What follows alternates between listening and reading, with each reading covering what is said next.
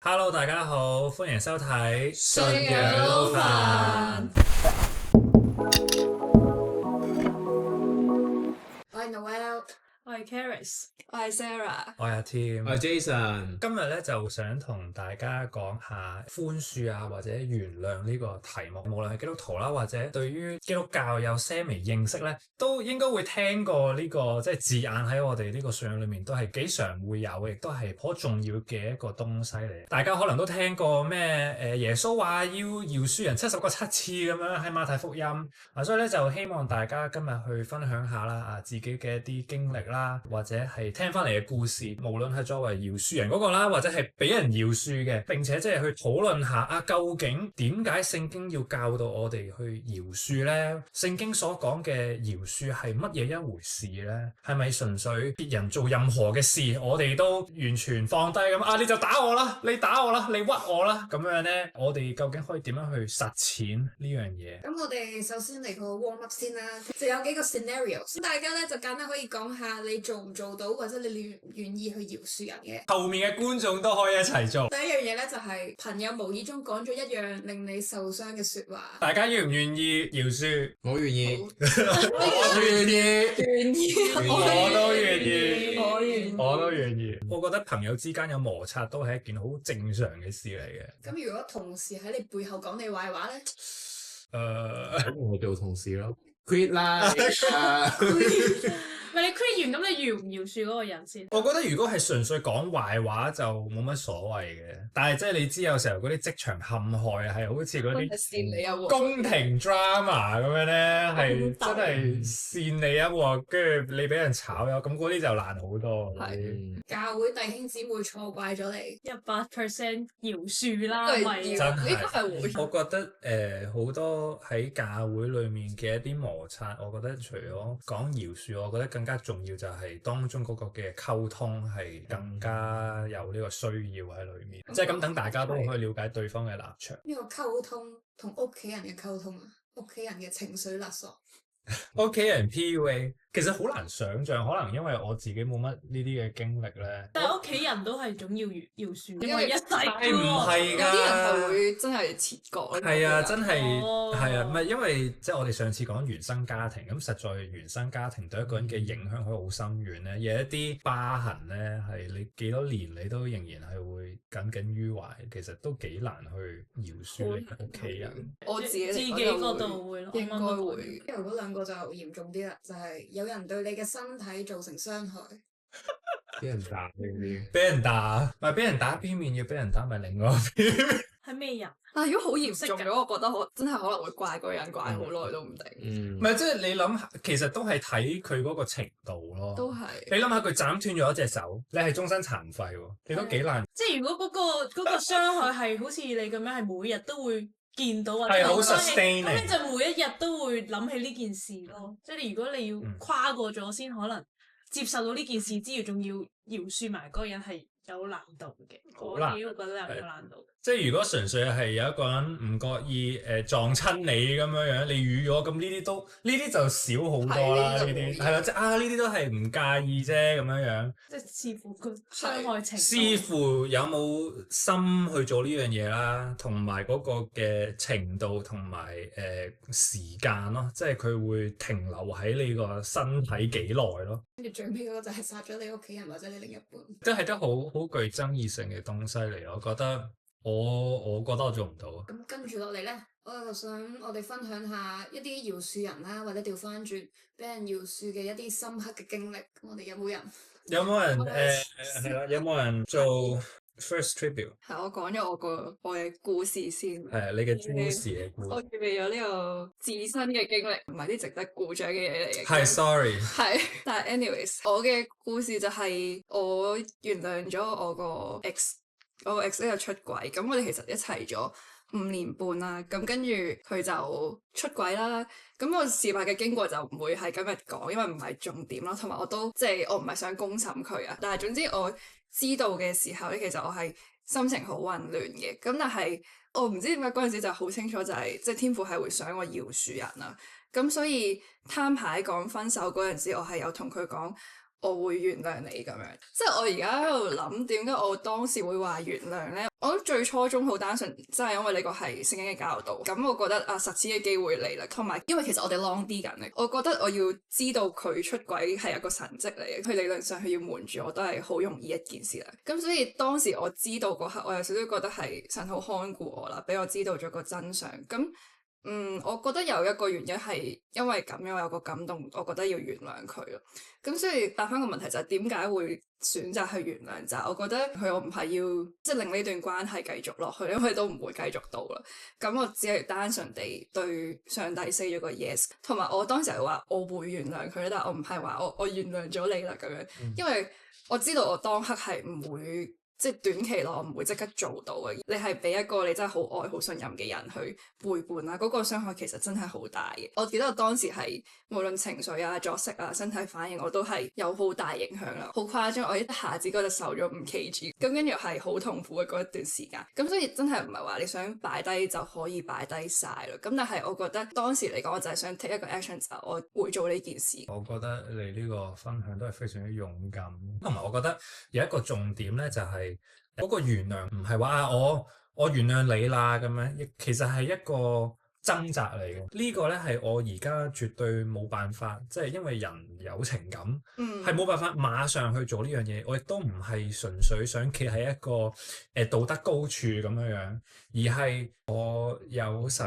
嘅感動，並且即係我明白我作為基督徒聖經係有呢一啲嘅教訓，佢背後有佢嘅原因嘅，即係唔係純粹就叫你原諒人啦咁樣，其實背後神係有佢嘅智慧點解佢會想我哋去做呢個動作？咁並且原諒其實係一個 journey 嚟嘅，即係要俾時間，即係俾神喺裏邊去做嘢。我覺得唔使急咯，不過我覺得係要有個意識可以做呢一樣嘢，跟住就交俾神。啲人話咩 time heals everything， 但其實如果 you're just sitting on it，nothing changes。唔係純粹時間沖淡一切，其實係你喺嗰段時間裏面，你係有不斷嘅思想，你有同人去講，你繼續去 digest， 你去即係祈禱同神有呢個傾訴嘅時間，你繼續去面對去處理，咁所以咧經過一段時間，你就可以放低，即係要 proactively 去做呢件事。咁你當中個過程你係點樣走出呢樣嘢？去到而家你可以喺呢一刻心平氣和去講呢樣嘢咧？我覺得可能第一，當大家去關心嘅時候，可以打開自己嘅心俾人關心，呢個都係其中一樣嘢，即係唔好接埋自己咯。同埋，如果你知道自己其實係需要幫助一個狀態，都唔好怕去尋求協助咯。呢段時候我係有見 therapist 嘅咁樣，跟住從一個信仰層面就係祈禱咯。然之後即係靜心去睇下究竟神喺呢件事上面想同我講嘅係乜嘢，同埋去定睛仰望佢，我覺得呢個都係好重要。你好勇於去即係擺自己上台咧，係我非常之佩服嘅。但係咧，即係當講到話要分享自己經歷咧，即係我只可以講喺我嘅生活裏面，我真係冇乜呢一啲咁大嘅經歷或者轉變。我最多嘅可能誤會摩擦就係可能朋友之間咯。有時候玩過咗火，或者即係遲大到有時候又唔記得到啲嘢咁所以我係比較多係被人饒恕，而我係只要你同我講咧，我係馬上可以去做呢樣嘢，即係我又唔會話覺得 say sorry 係好影響我嘅尊嚴嗰啲，我係冇呢樣嘢。即係只要即係我知道我有做錯，我係會好快就即係會想即係同你出嚟傾下偈跟住真係我唔好意思如果係講關於我饒恕人嘅話，其實都係差唔多咯。同埋我好多時候可能有啲人放我飛機，即係總之係啲好雞毛蒜皮嘅嘢咧，咁我就會覺得算啦，你高得好快。係啦，我let go得好快咯。咁但係我都要承認就係其實呢個都係我其中一個自我保護嘅機制嚟嘅，係啦，即係當我開始感受到一啲嘅人與事可能開始影響到我啦，我就會好快 let go 即係幾日內我就其實都唔係好重要啫，無論係嗰件事或者甚至有時候唔理想就係嗰個人，咁我就會放低，咁樣咧就會對我嘅傷害減至最少，因為我將佢嘅重要性減至最低。當然呢樣嘢咧都唔 healthy，但係對於即係我自己情緒保護上面咧，當我講話 let go 或者我放低咧，我就真係馬上放低嗰啲嚟，係我係唔會翻去。即係我好多時候我會話，即係如果有一個人做啲嘢我唔中意嘅話咧，我一係同佢講，我唔講咧，我就會 let go。我唔會唔講之後，我又耿耿於懷，跟住又一路內耗，俾佢折磨。唔好俾呢樣嘢內耗係好重要嘅。有時候都唔容易嘅。咁可以講下我啦。咁以前咧，我係覺得我自己係一個唔太中意饒恕人嘅人。中學畢業嘅時候，成班朋友可能約去行山咁樣啦，即係可能有人遲到咧。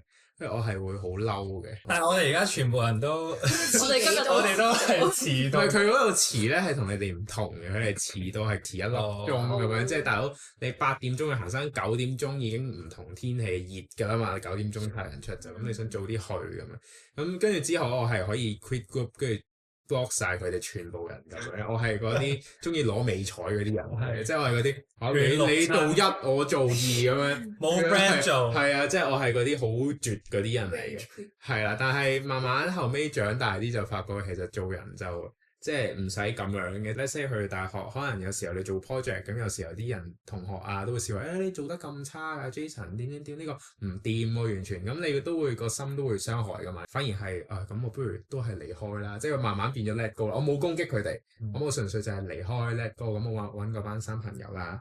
但係其實反而去到最後，即係近來都會有反省翻呢啲事情，就係覺得其實你咁樣其實都係唔健康嘅做法咯。人哋咁樣話你或者咁樣同你講，其實可能自己都有啲不足咯。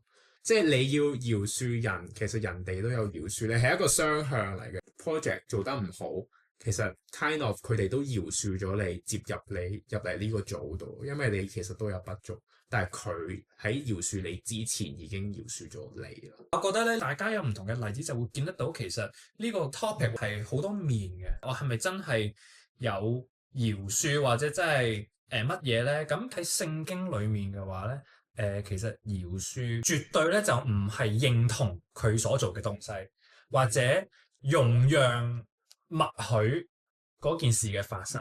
饒恕嘅意思咧係放下，係釋放，唔再去追究呢個嘅債務。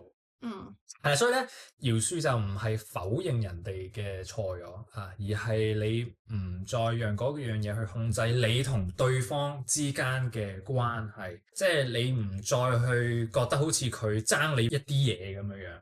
因為呢個就係唔原諒人嘅本質啊嘛，就係因為你做咗啲嘢，你係爭我啲嘢嘅，所以我係唔會放手嗰啲咁樣噶嘛。我哋其實喺聖經裏面咧都有聽過，即係主禱文咁樣啦。馬太福音咧6章12節話免我哋嘅債，咁咧同埋咧就如同我哋免人哋嘅債所以咧呢一度嘅債就唔純粹係金錢上面嘅財務嘅債啦，而係人與人之間嘅一啲冒犯傷害所造成嘅一啲道德情感上面嘅債務，所以咧我哋唔再追究嗰啲債咯。呢個就係聖經所講嘅嗰種嘅原諒，就唔係話我否認咗你爭我，我純粹係我而家唔再需要去還嗰筆嘅債咁樣解。咁點解聖經會要我哋去饒恕人咧？咁當然啦，有一個好行嘅答案就神佢就已經饒恕咗我哋，但係呢個實實在在係其中一個最重要嘅原因之一，因為就係正正神一開始喺我哋都未認識佢嘅時候，佢已經原諒咗我哋，佢已經有呢個嘅救恩嘅行動。所以咧係神先饒恕咗我哋，咁所以當我哋係認同我哋係去接受呢個救恩，其實同時間我哋一個回應嘅動作就係我哋亦都會跟隨佢嘅模樣，佢做嘢嘅方式，佢嘅教導，去學習佢嘅方法咧，就係我哋都會去饒恕身邊嘅人，饒恕自己。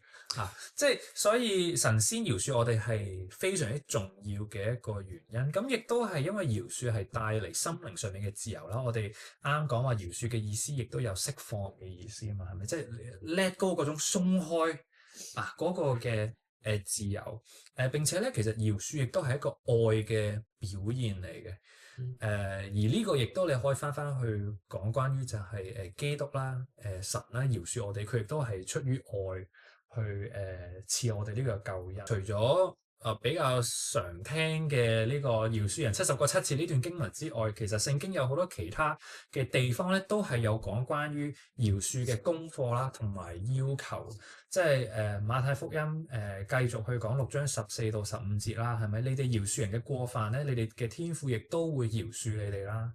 哥羅西書咁樣講3章12節嗰度你哋咧既係神嘅選民啦，聖潔蒙愛嘅人咧就要存憐憫啦、恩慈啦、謙卑啦、溫柔同埋忍耐嘅心要彼此去包容彼此去饒恕點解咧？因為神主咧怎樣饒恕你哋咧，你哋都要點樣去饒恕都係嗰種嘅榜樣所以咧，聖經嘅饒恕唔係去縱容或者包庇惡行，亦都唔係一個軟弱嘅態度，唔係話即係好啦，原諒你啦咁樣，即係唔係純粹冇力氣反抗。而係因為首先呢個係神嘅教導啦，饒恕亦都係心靈嘅釋放啦。我放下呢個報復嘅權利，我將公義主權係由神去執行。呢個就係聖經裡面嘅一啲嘅東西咯。係嘅，即係信仰上真係咁樣。我覺得個邏輯都係啱嘅，好似聖經咁講，去學習饒恕。點解要叫你咁做？其實係真係一個對自己好嘅一個選擇嚟嘅。因為當你每一次諗起呢件事，即係我自己啦，我諗起我 ex 出軌呢件事，咁其實係一定會有啲怨恨喺裏邊啊。咁而如果我不斷淨係好多嘅怨恨積咗喺個心度咧，其實係自己好辛苦，有好多嘅苦毒喺裏邊咯。去到一個點，你就會發現其實我憎一個人係好攰嘅一件事，亦都好嘥時間啊。與其係咁，就不如好似聖經咁講，就係饒恕，然之後即係去經歷神嘅醫治咯。咁即係學習慢慢點樣將件事放低啦。另一件事就係頭先提過，即係饒恕原諒其實係咪就係等於我要和好咧？因為即係通常講到呢一啲極端例子啦，點解有啲人會咁抗拒？我點解要原諒嗰條友？就因為好多時候我覺得大家係會覺得要原諒就係即係同翻個人一齊或者要去修補嗰個關係。咁但係其實咧，饒恕同和解啦，其實係兩件事嚟噶咯。即係你原諒咗佢，唔代表你一定要同佢重修舊好。我記得我喺網上面睇過一篇文，佢係咁講：饒恕係一個屬靈嘅選擇啦，而和解咧就係一個要雙方一齊去努力嘅一個過程嚟嘅。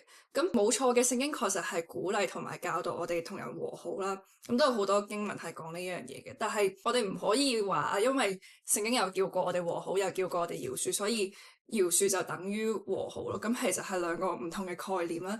你係唔應該將佢混為一談嘅。咁饒恕係即係頭先講咗好多，其實主要係即係你同神講我要做呢個決定咁樣咯，同對方究竟值唔值得你原諒或者佢嗰個錯有幾大佢得罪咗你幾多，呢啲係完全冇關係嘅，只係你好出於因為神已經寬恕咗我啦，原諒咗我，所以我都咁樣做，我去順服你，我去釋放翻我自己咁樣，即係呢個係饒恕。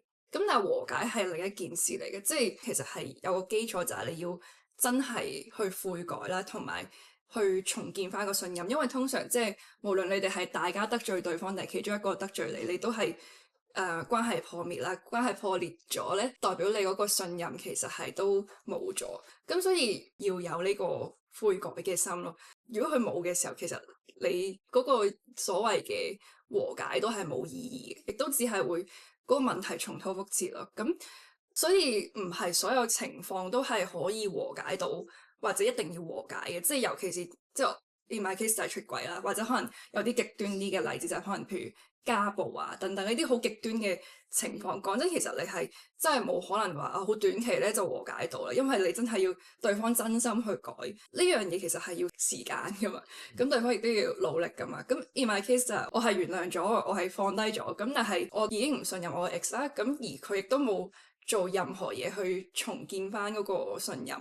咁所以係唔會和解到咯，亦都冇需要和解咯。好認同大家嘅分享。咁我都再想講翻，我哋一開始有講話成日聽嘅啫，馬太福音講話要主耶穌同彼得講話唔係饒恕人哋7次係70個7次。咁其實應該嘅理解唔係真係數住有本簿淨係490次咁樣。咁其實我已經係第490次原諒你。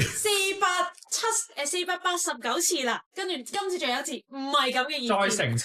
其實喺聖經咁樣講嘅意思係無限次啦，要無限次咁去原諒人啦，同埋其實諗翻上帝對我哋嘅赦免係無條件嘅恩典嚟嘅，佢係即係對我哋任何人都赦免。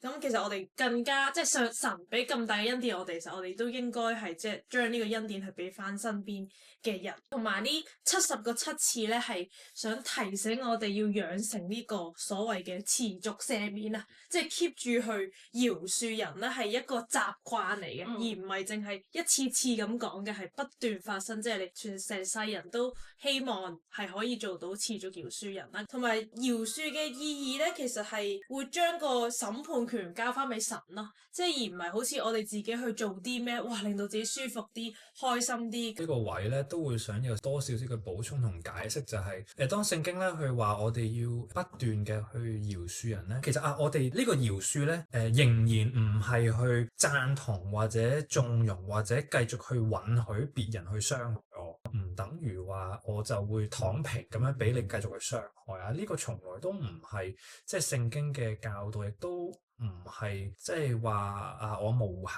嘅去原諒你，所以你就無限嘅繼續傷害我啦咁樣樣。從來唔係呢樣嘢，亦都唔係盲目咁樣去做啦。所以咧，如果嗰個人佢係冇心悔改嘅，咁其實我饒恕佢咧，係首先等我唔會捉住呢樣嘢繼續去受呢件事呢個人困擾啦。咁並且其實係可以離開嘅。當你離開咗呢個人，佢冇辦法再即係 actively 主動去傷害你嘅時候，你亦都同時已經放開咗、放下咗佢所做嘅時候，你亦都唔會喺離開咗之後仍然受呢啲嘅舊時嘅東西而困擾，或者仍然係纏繞你啊嘛，所以就必須要呢個必須澄清，因為即係好多人如果即係純粹係睇話要無限饒恕咧，就係好奇怪嘅，會覺得即係咩意思啊？即係吓咁佢一路即係即係點啊？即係佔我便宜咁啊？即係好易蝦咩？而家咁樣，即係從來唔係嗰樣嘢嚟嘅。即係我哋都唔係話要做一啲咁唔合理嘅事情。咁講到咁多啦，其實我哋點樣可以去實踐到聖經所講嘅饒恕咧？首先就係其實真係好多掙扎嘅，我覺得呢個過程。但係好似頭先講過，就係呢一個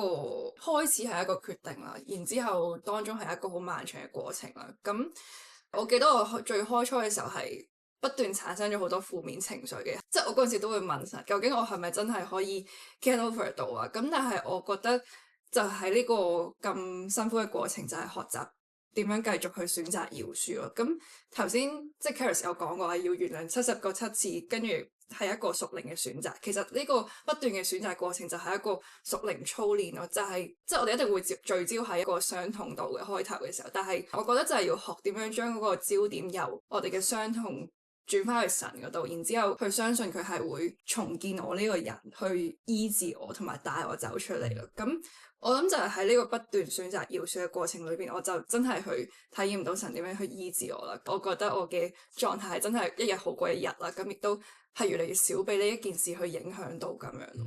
咁頭先係我都聽到其中一個建議就係可能要離開嗰個令到你受傷嘅環境啦。另外一樣嘢就係可能要面對去承認自己嗰個傷口，你唔可以扮冇嘢咯。即係咁頭先你講到話70個7次，有人做錯嘢，你原諒佢一次，其實你唔係原諒過一次咯，係你每次諗起你都要原諒。今日饒恕咗，聽日又痛啊咁樣。咁其實呢一個係一個過程嚟嘅，亦都係一個信心嘅行動。即係當我哋選擇饒恕，咁我哋就講緊我哋唔交俾自己去報仇啊報復咁樣，而係交俾神去處理嘅咁樣。其實就咁聽咧，都已經好睇到我哋幾個人對於饒恕呢樣嘢啦，當中有嘅經歷啦，都係非常之唔一樣嘅。因為人就係唔完美嘅，當一班唔完美嘅人一齊有關係、有摩擦、有交接嘅時候咧，就會產生呢啲嘅事情狀況。所以去學效基督啦，去好似神一樣去饒恕人，我哋去同樣做同一個動作嘅時候，都係一個lifelong 嘅 lesson 嚟嘅。最後咧都會想即係分享一個即係經文啦，喺以弗所書咧4章32節，要咧以恩慈去去相待啊，存憐憫嘅心啦，彼此咧去饒恕，正如咧神啊喺基督裏面咧饒恕我哋一樣。意思就係神點樣去赦免我哋嘅時候咧，我哋都要咁樣去咧放下咧對人嘅怨恨。